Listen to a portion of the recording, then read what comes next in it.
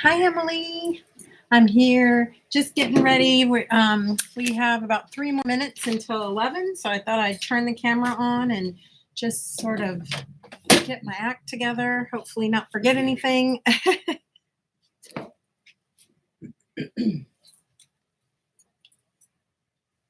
But you know me, I probably will forget something.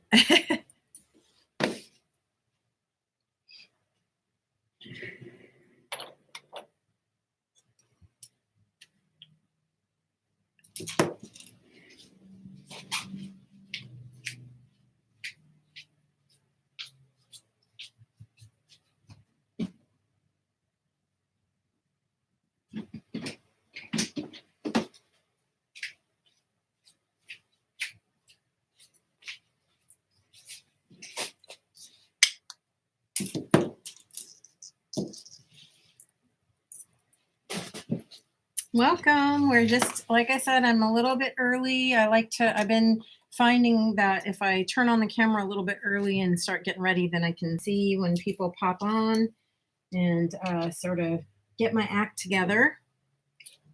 So we will get started in just about 1 more minute. It's 10:59 here in lovely Louisiana, Missouri. I don't know what time it is where you are, but I hope it's makey time. Oh, goodness. It's always hard for me to wait. I'm so excited.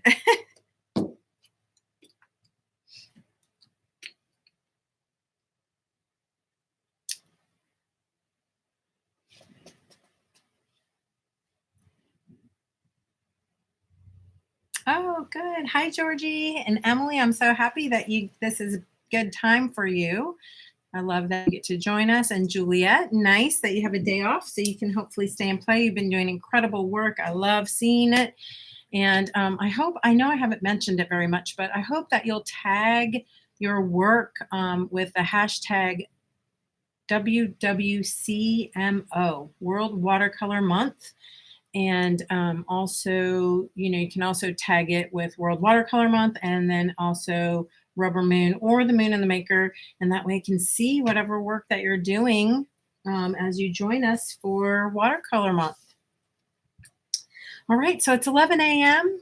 Thank you so much for being here. I'm super excited that today my internet is working. Yesterday was super frustrating and it got me all messed up. So I hope the lesson was okay.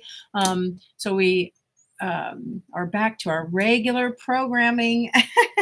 Anyway, so it's 11 a.m. Central Time. I'm here at my studio, The Moon and the Maker, home of RubberMoon, and we are doing a watercolor every day using our rubber stamps. We're splashing our stamps for World Watercolor Month. And so I've been having a lot of fun. I hope that you have been having fun as well and that you learn a thing or two, and that the most important thing is that you get making. So today we're going to do another watercolor floral, a little bit different than the ones we did before. Again, I'm going to be using just a couple stamps actually. I'm going to use this Small Blossom from Elizabeth St. Hilaire. All these stamps are available at rubbermoon.com. And of course, you don't feel like you have to use your stamps. You can easily do the same sort of technique if you wanted to do drawings or paint your own imagery.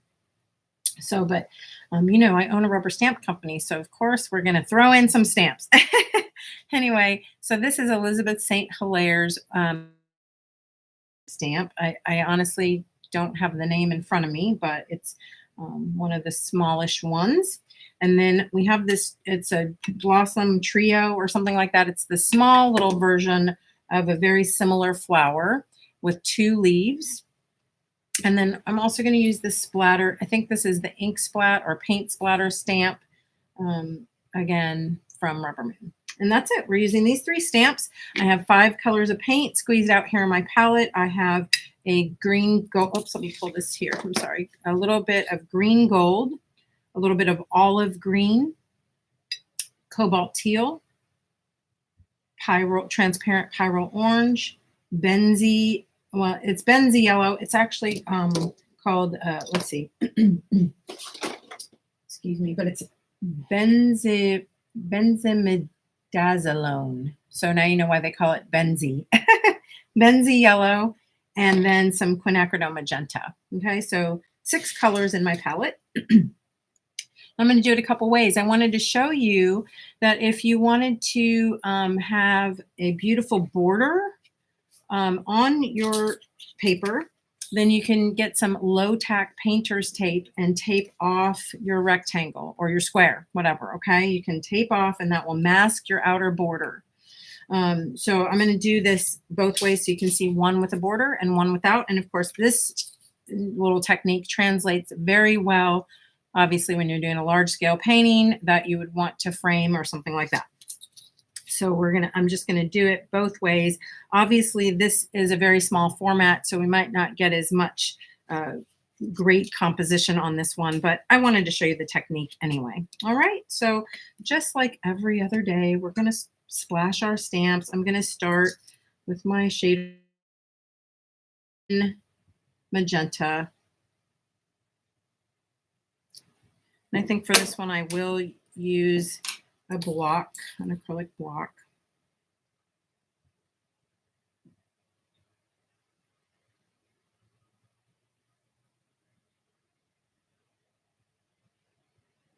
And of course, too, remember that you can add another color to this. If you wanted to go ahead and paint a color in the center of your flower, you can do that now.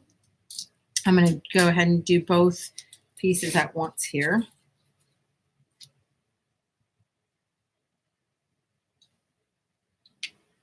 Okay, let's set that aside and do it again.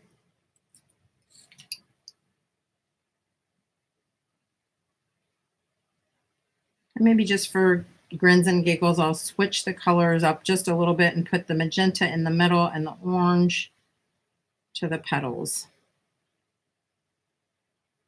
The nice thing about using some colors that play nicely together is that you don't have to clean your brush in between.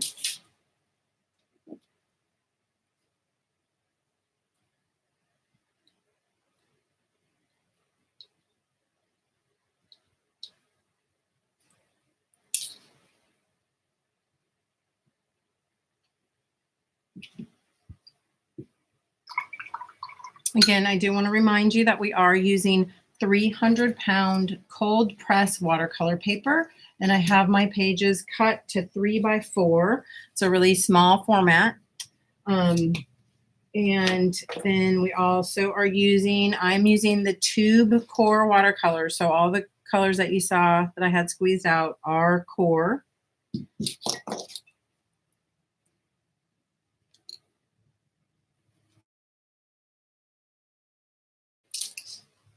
And now I'm going into this little blossom trio, and I'm going to, again, paint my flower with my magenta color. And this is where you might want to work a little bit, more quickly, just so you don't want your paint to dry on the stamp before you get it stamped. So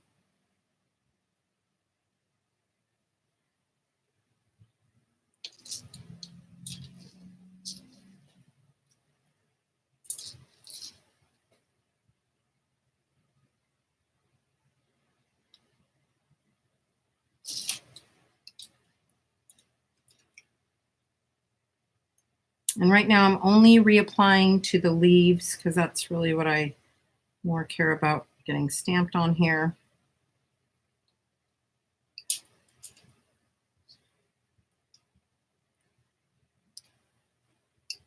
And now I would like to add one more tiny flower, or at least a portion of one. So again, I'm going to just make sure that my brush is nice and clean. Again, I will show you, for those of you maybe that haven't joined me before, I have 2 jars of water. I started with nice, clean, fresh water. Important to have one to really rinse out your brush, and then the second one to really make sure it's nice and clean.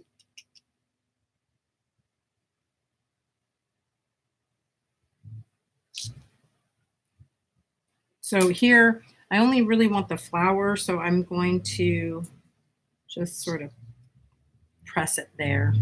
I didn't press the whole stamp down. I just sort of pressed where I wanted the piece.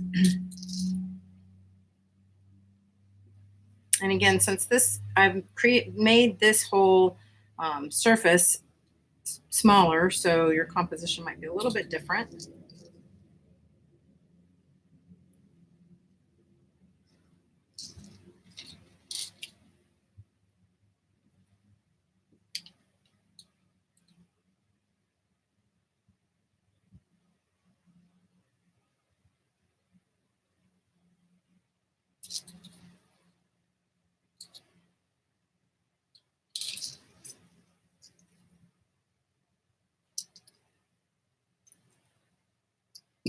All right. And now we're just going to start painting in and around. So I'm going to start with my lighter green gold and sort of very washy, lots of water. And I'm just going to start painting around.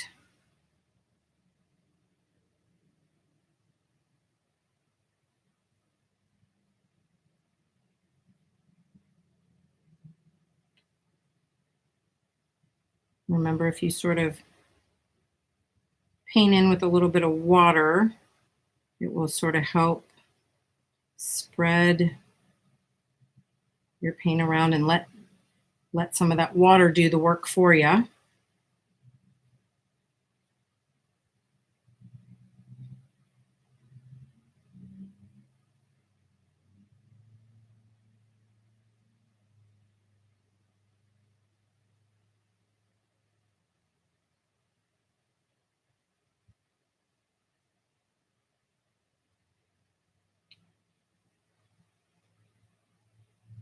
And again, remember that we are working on such a small surface. If you wanted to translate this to a larger, a larger work surface, a larger piece of paper, then you may want to up your game as far as brush size, because you're going to want to really load up your brush with water.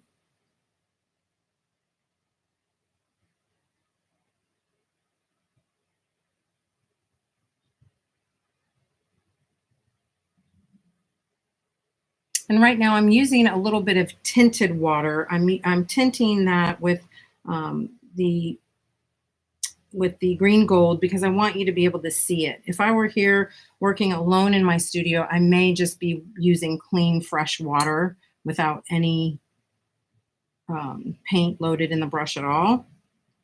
But I know it's very difficult for you to see me painting with clear water. So, and now I'm just going up, loading up my brush a little bit more with the stronger concentration of the green gold, and deepening up my colors.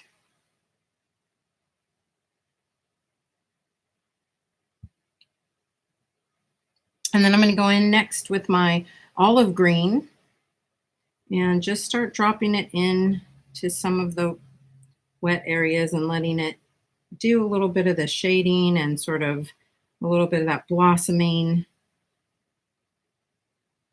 that we love about watercolor.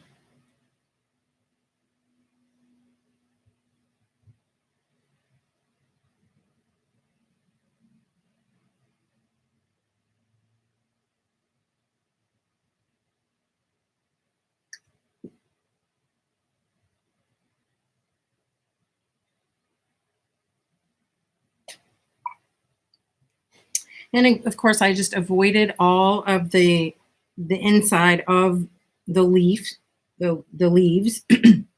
and of the blossoms. So I'm going to go in now to the blossoms. I have my brush all cleaned off from the green gold, and I'm just going to go, and you've seen me do this before, I'm going to pull out a little bit of that tint of color just from the outline of the flower, and pull some of that through just to give my first sort of base wash. And relayering again using a little bit of the quinacridone, magenta,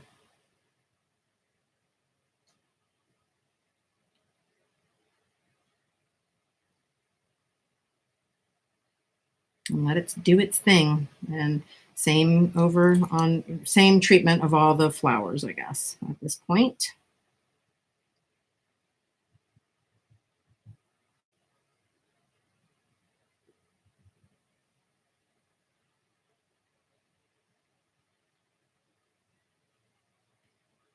I'm going to pull in a little yellow just on a little bit on the ends of the petals, or just wherever you feel. You might want to add touches of bright colors more to the inside. That's all up to you. That's the nice thing about painting flowers, though, is that there doesn't really seem to be a wrong or right, and you can make them as abstract-y as you want to, or as realistic as you want to.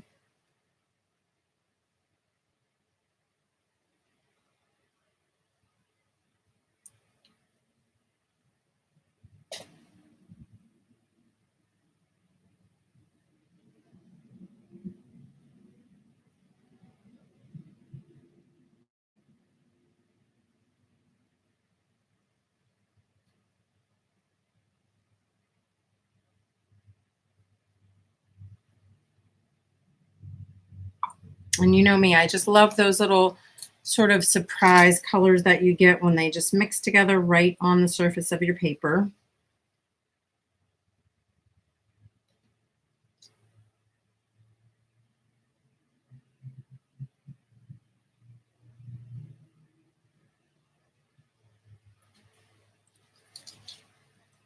And then now I'm going to go ahead and go in and paint up some of my leaves. Now I want a little bit more of a blue, like a sagey, I don't know, kind of a sagey kind of green. So I'm going to mix in a little bit of the cobalt teal with a little bit of the olive green,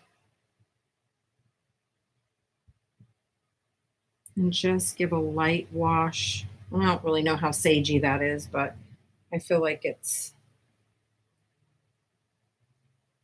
going to be kind of a nice bluish green. And it's a very light wash. And then, of course, it's mixing with a little bit of the green that's reactive, that green gold that's reactivating.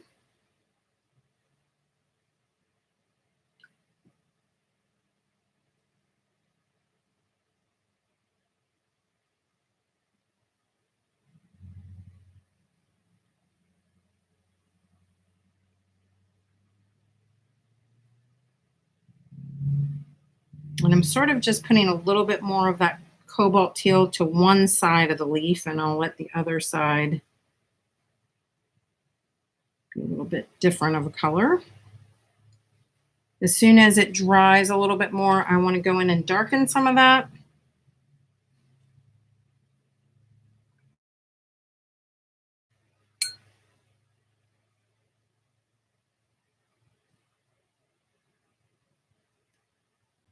And also I'm going to give a little bit of a darker shading, or a little bit deeper of a value on the side of some of my leaves, just to pop it out a little bit more.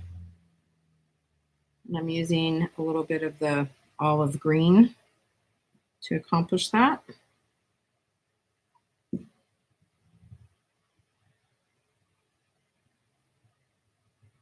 So you can see I'm putting down a little bit of a darker line, and then letting my wet, clean brush sort of feather it out.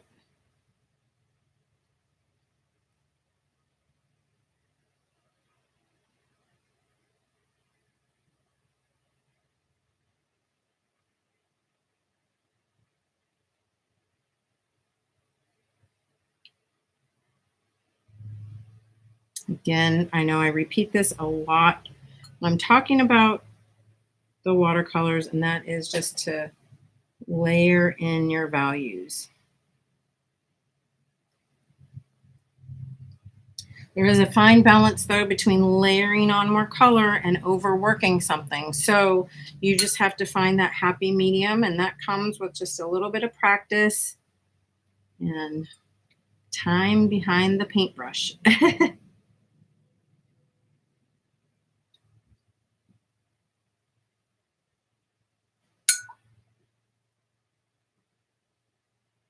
If you feel like you lost any of the detail, of course, you could go back in. You can easily, if this is all dry, you could easily overstamp if you feel pretty brave, or you could just go in and with a little bit of more dark straight pigment, you can add in or add back in a little bit of washy detail.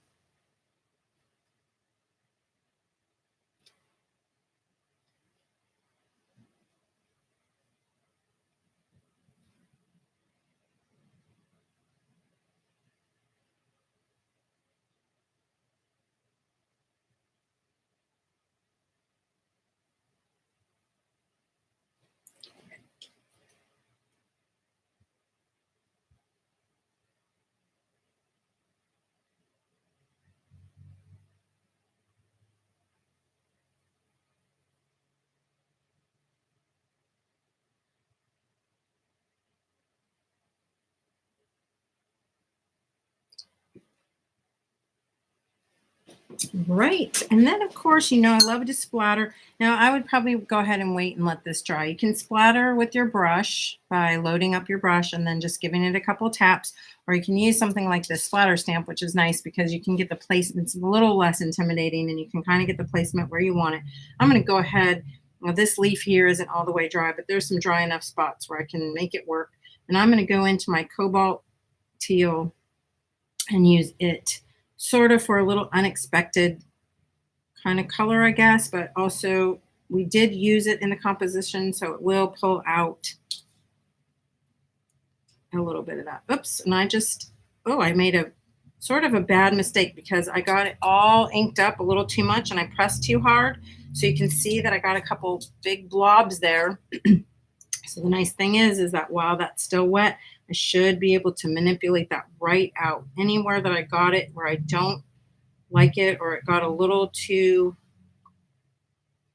overpowering, or even if my spots aren't exactly where I want them or I want to remove some, I can easily just mush up my brush with water and I should be able to sort of paint that right out. I might end up with a little, bit of a wash, a little bit of a washy color that sort of overlays that a little bit, but that's okay. It'll give another little sort of fun layer to the whole piece.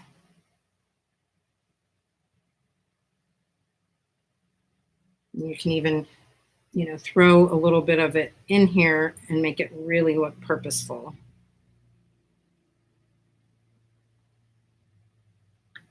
And ta-da! I love it. So we'll let that dry. I'm going to go over here and finish this one just so you can see how beautiful of a border that we'll get by doing it this way. One of the things that you want to make sure is that the edges of your tape is down really firmly. And I'm going to go in and quickly paint this up. Same colors and everything that I was already using, although I'm going to mix up a little bit more of my greens here so I can get a little bit darker because that'll make that border really pop if I have dark edges.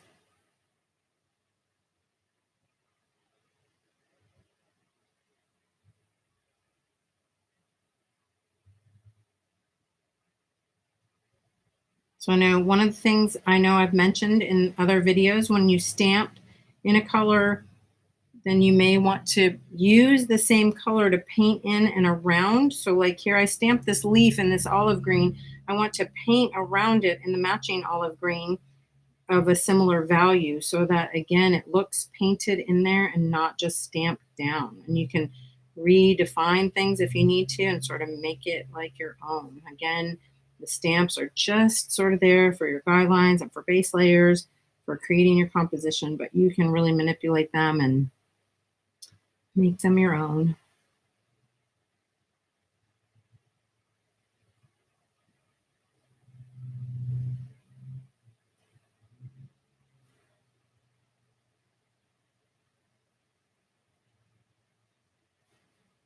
And I know many times I've shown you to like not necessarily go right up to the edge, like to leave some little saved whites.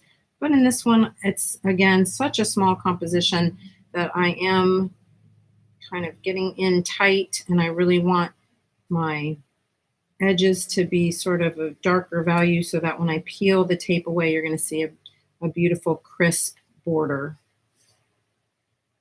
So this is not only great for larger pieces where you may want to do something that you're going to frame and hang, but also for greeting cards.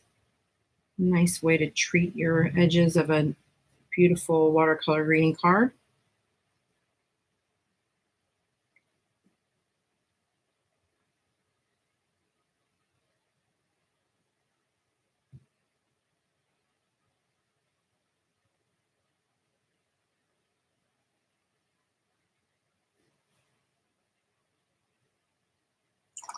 Remember, everything has a tendency to dry a little bit lighter. So I'm going back in with my darker, deeper green and kind of hitting some of these edges.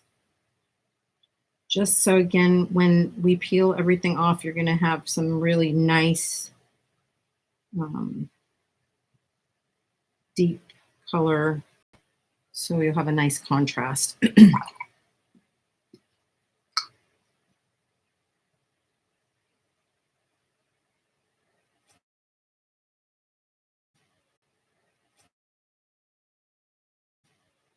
So it will be really, really important also to make sure that your paint is very dry before you pull it away. Now I'm going to go in and carefully paint the flowers because I really don't want them bleeding out everywhere into the composition. So I'm going to try my best to control that pretty well.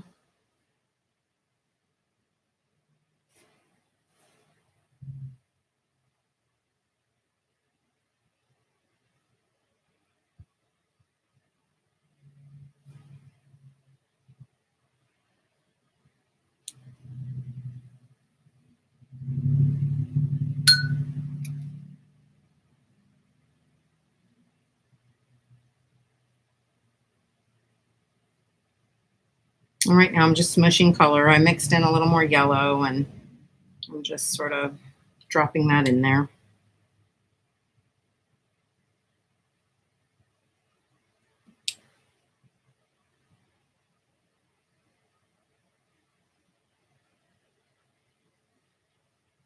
Now my benzie yellow and my cobalt teal make a real bright sort of limey green. I'm going to try that. I don't know if I'm going to love it or not, but at least it'll be a little bit of a contrast from the background green.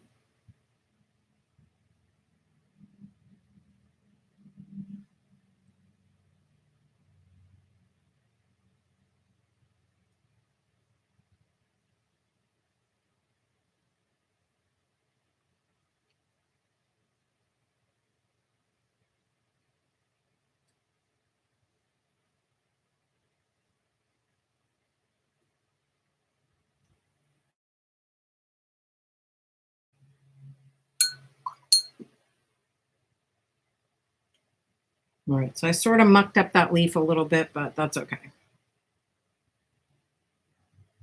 Again, if I wanted to really address that, I could always do a little over stamping at the end. I'm not that concerned about it.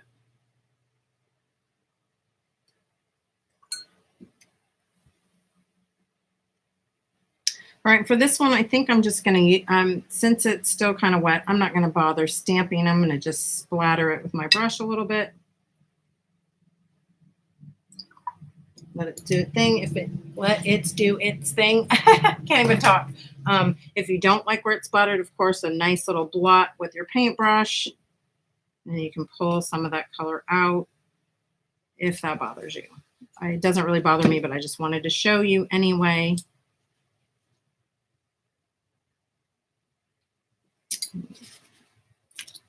And maybe since I have it handy, I'm going to go ahead and use it a little bit up here, but I'm going to be a little lighter than I was before.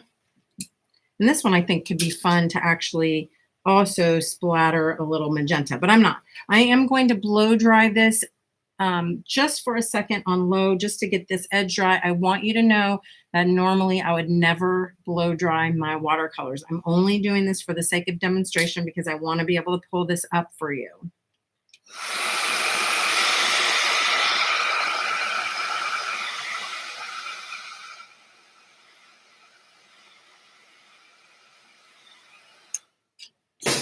Blow drying your watercolors can really dull it, and it tends to like suck some of the color out.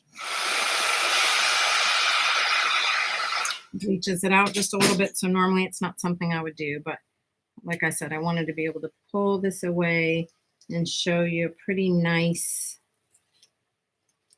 layer. Now, again, you're going to want to use low tack painter's tape. This is pulling my paper up a little bit, and I'll tell you the reason why is because I haven't had it taped for a few days. Normally, I would not leave it sitting on there. But again, it's okay because it's only for a demo. It's not going to hang in the Smithsonian, folks. At least not today. But you can see and you really can't see that much where it pulled the paper, but you have a beautiful, beautiful, crisp edge. So you get your florals in two ways. Woohoo!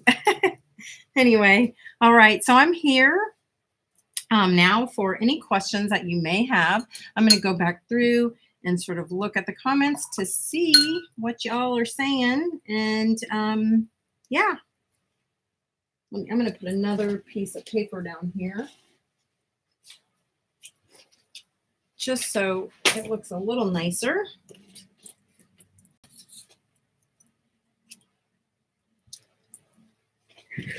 Wow, I'm even impressed with myself. Oh gosh. All right. So let's go say hi to everyone. Hi, Nancy. Oh my gosh, it's so good to see you. It's great to be here on YouTube. And Alba, nice to see you. I hope you're having a great day. I already said hi to Juliet and Emily. Deborah's here. Robin, great to see you. Oh my goodness. Well, let's see. I'm just reading the comments to see what everyone's saying.